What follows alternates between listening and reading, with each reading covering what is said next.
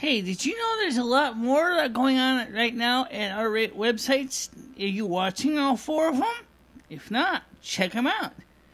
There's a list right here. We got 3 YouTube channels and 1 audio-only channel for your enjoyment.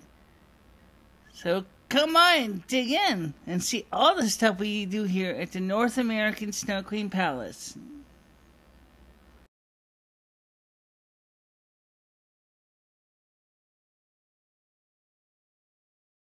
Welcome to my world. Won't you come on in? Hi guys, hello, meet everybody out there. This is Michelle Marie Talani, and today we have some interesting news, views, information that I personally hope you can use, but you know how life is. So we're trying something different. It was easier for me to do that. Let me ask you a question now. Do you think that people are really comfortable with what's going on in the world? No, it's just like Tom Lapshue said, is they're not comfortable. Why would they want to be comfortable? Everything that they worked for is now basically going up in smoke. Literally, in some cases. People have been told that they can have the American dream, and the American dream is becoming unattainable. People had gone so much looking forward to having the same abilities of success as their mom and dad, and finding those dreams are being crushed by a system of tyrannical controls that are often hurting everybody. Is that why you want to run for Selectmen of Winsted? Is to try to change that on the local level? Yeah, okay. You want to talk about that? I know that's more of a local political issue, but you want to talk about here on YouTube? Yeah, I'll talk about it here on YouTube. Winsted is going to be running for the Board of Selectmen for next year. November will be election. And I already contacted the Republican committee chairman, Brian Sunday, and said I would like to run for Selectmen for Winsted for the year 2015. And he said, okay, well, we start actually organizing around March. And I said, Brian, I'm on the internet already now. So, well, maybe the party may officially start organizing in March. I can start organizing my campaign right now. I can go ahead and putting my platform together because I'm already on the internet. I'm on YouTube. I'm everywhere. And so, like I said to him, I'm going to start the process of campaigning already in advance. And the first thing I've been working on is my platform. Yeah, we're talking about today when you just came out of the top. Yep. One of the things is I want to focus on honesty, integrity, and logisticality. Now, honesty is because I'm going to tell you as it is, the way it is, and how it is. And integrity is I'm going to show my true colors on and off camera. I'm not going to two-face anybody, okay? And logisticality is I'm going to look at all the issues from both sides of the fence to determine what is the best way to solve the local economic issues that are affecting Winsted. We need, for example, this town we got to do is get big business in here, but we also have to make sure the big business is willing to give the average person in Winsted a chance to prove their nettle. There's a lot of people in this town that want to do more than just sit on their fat ass. Really. If we have basically told the handicapped especially, oh, I'm sorry, you're not good enough for anybody. Excuse me? I'm handicapped. I do, with Lumi's help, I do 3 YouTube channels, a public access TV program, and I also do a radio program. Okay? I have gone out there and have established a camaraderie with my landlord in operating, helping him to maintain his properties and helping him with his paperwork and doing all of this. I help the community at large. I stand up and support the homeless and their needs and their concerns. I support the rights of all people to have the privilege of achieve the American dream, and I'm always going to do that because that's me. That's not just some kind of political statement to get into office. I mean, that's the biggest problem right now, is that we got too many people who are trying to get into office that basically are always worried about getting elected because they're going to say the right things to act as a silver tongue to get themselves in. If my honesty and my integrity and my logisticality is not enough to get me into office, so be it, okay? And I am not going to sell myself short or try to grease the palms of dishonest people or try to step on the feet of innocent bystanders when I'm trying to do what I know has to be done. Okay? That's the one thing that really is important to me. The American people in this country want nothing less or nothing more than to enjoy the privilege of having a nice American dream. That if their parents could work hard and honest work and can get ahead, can establish a home and all the American dream goal, why can't I? If I work hard and I slave and I'm working 3 jobs and I still can't get enough to pay a mortgage, then something's wrong. And here's the problem.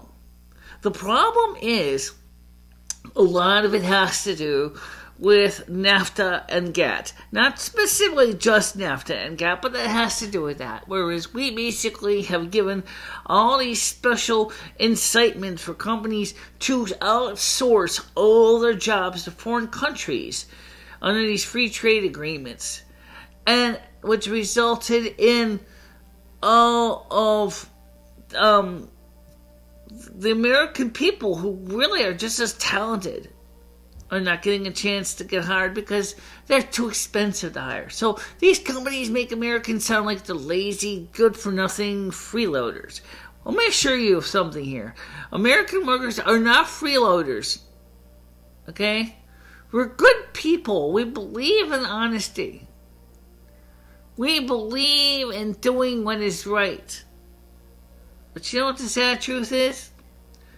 It is true that some Americans, including especially the millennials, have said, I won't do that job because it's beneath me.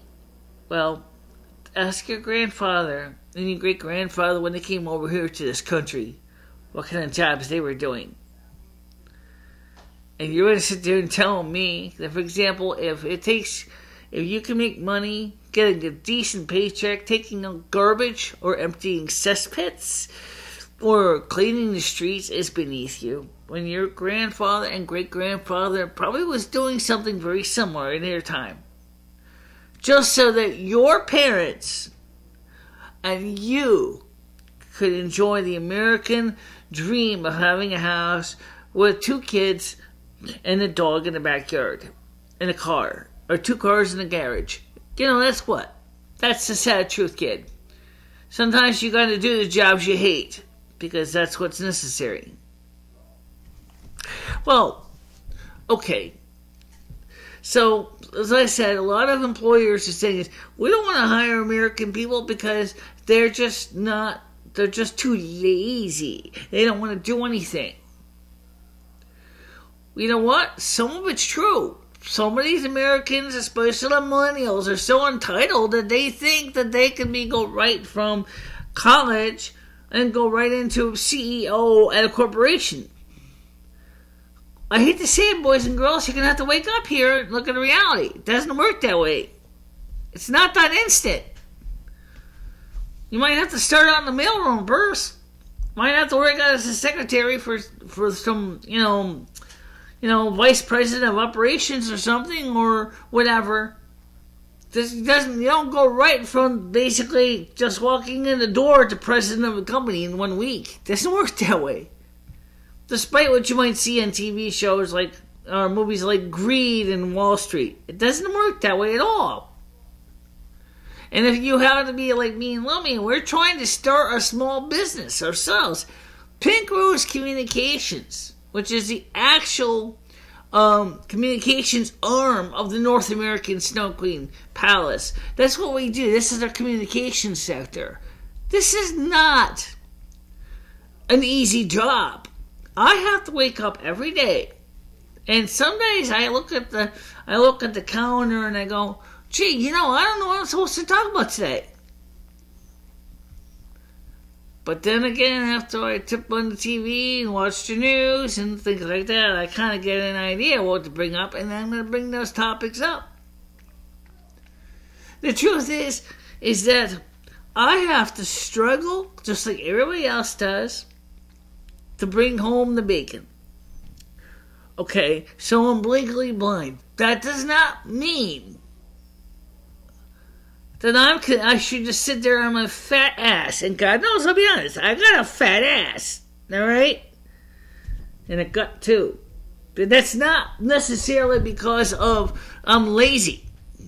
It's not necessarily not because I'm lazy. I'll be honest. I can be kind of lazy just like everybody else can be. It's just partially because of my health. I have problems with my health. My health is not perfect. But you know what? I've also made bad decisions too. I'll be honest with that.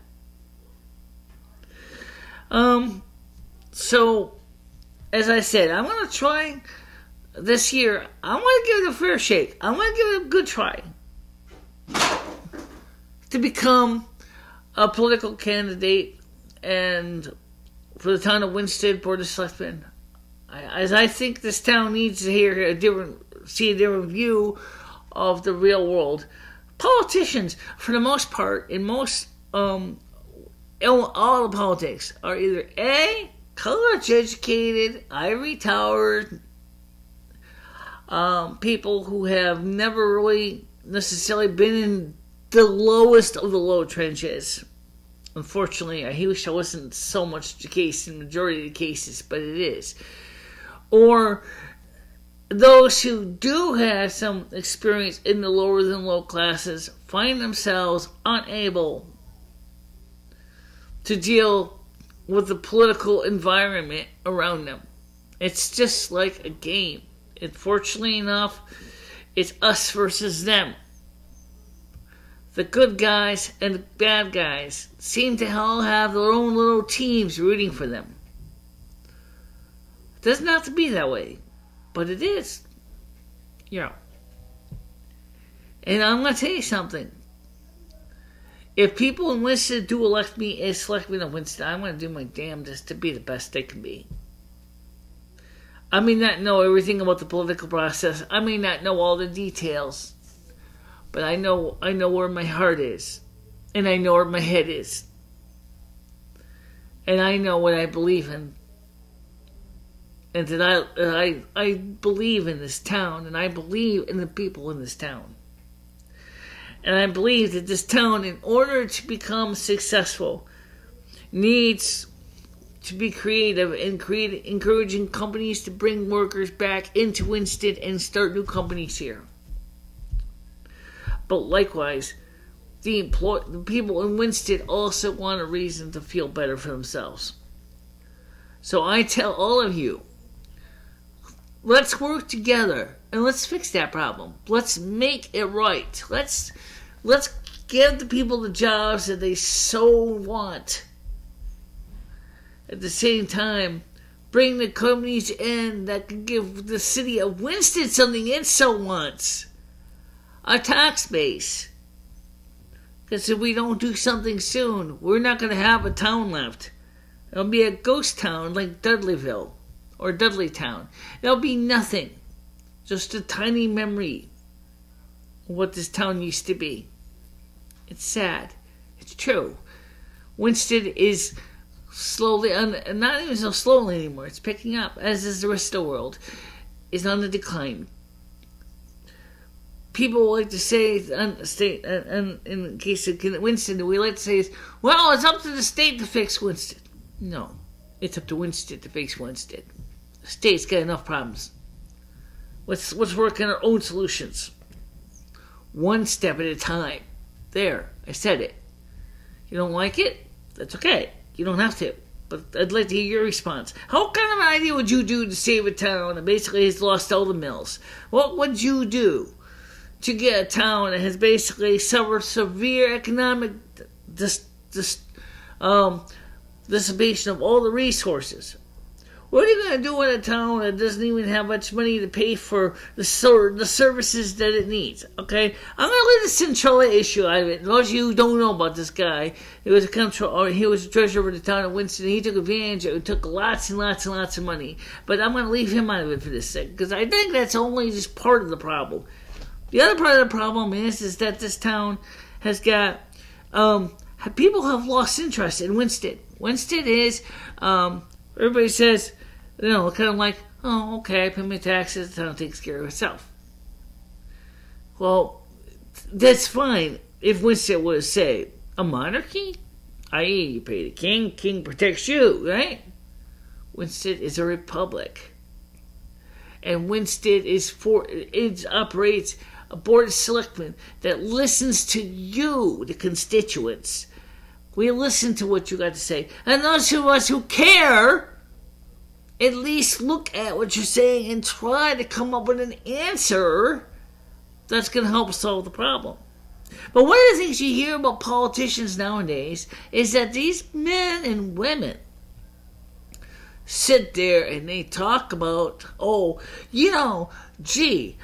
much money are you going to give me and I'll support your campaign. I'll give you a couple $100,000 if you support my company. Okay, well, no, I'm not going to do that.